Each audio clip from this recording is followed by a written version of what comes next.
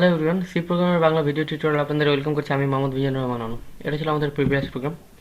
তো আজকে আমরা এরকমই একটি প্রোগ্রাম করব গ্রেডিং সিস্টেম নিয়ে।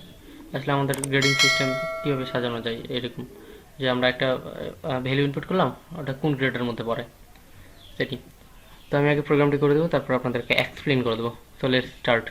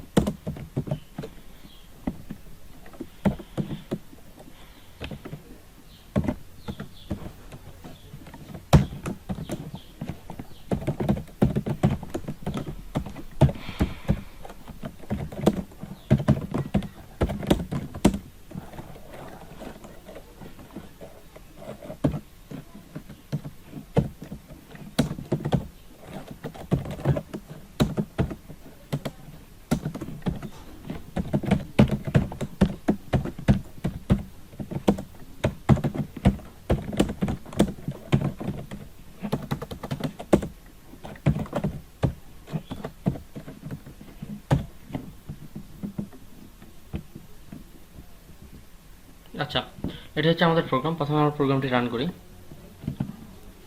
হ্যাঁ, কন্ডিশনটা একটু চেঞ্জ করা লাগবে। যদি আমরা চাই যে আশির থেকে বড় অথবা আশির সমান, তাহলে কী হয়?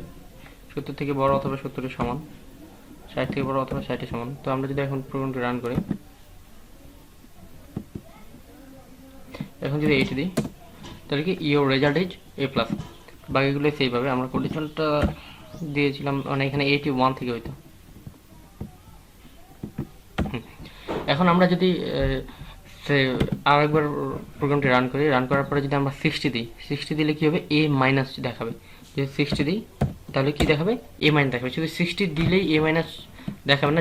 যদি 65ও দিই, মানে এখানে কি বলছে, 70 অথবা 70-র নিচে যদি হয়, 70 অথবা 70-র নিচে হয়, তাহলে এটা দেখাবে A-। এখন আমরা যদি দিই 69 দেখি, তাহলে কি দেখাবে? A- দেখার কথা। হ্যাঁ, ঠিকই আছে, A-। তো এখন আমি কোডটি কীভাবে হলে আমি সেটাই বলবো।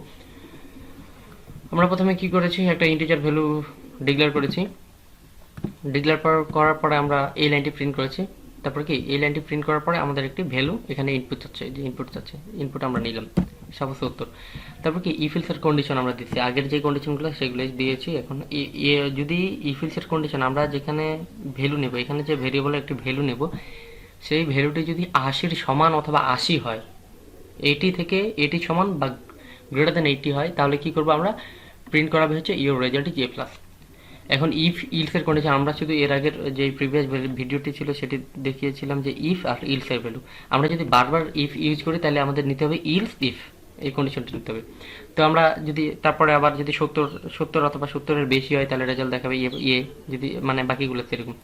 এখন আমাদের যদি 30 দেখাই, আমরা কি 40 পর্যন্ত শেষ করে দিচ্ছি, এখানে 40 বা 40 থেকে বেশি হলে আমাদের ডি দেখাবে। যদি 40 নিচে বা এই যে এই কন্ডিশনগুলো মানে 40 থেকে 100-এর মধ্যে যদি কোনো রেজাল্ট আমরা পুট করি তাহলে এগুলোর মধ্যেই দেখাবে, যে এখান থেকে এগুলোর মধ্যে রেজাল্ট দেখাবে কোনো একটা। যদি আমাদের 40 নিচে হয় তাহলে আমাদের কি দেখার কথা, ফেল দেখার কথা। তো আমরা যদি এখন দিই যে 30, তাহলে আমাদের কি দেখাবে, ইউর রেজাল্ট ইজ ফেল।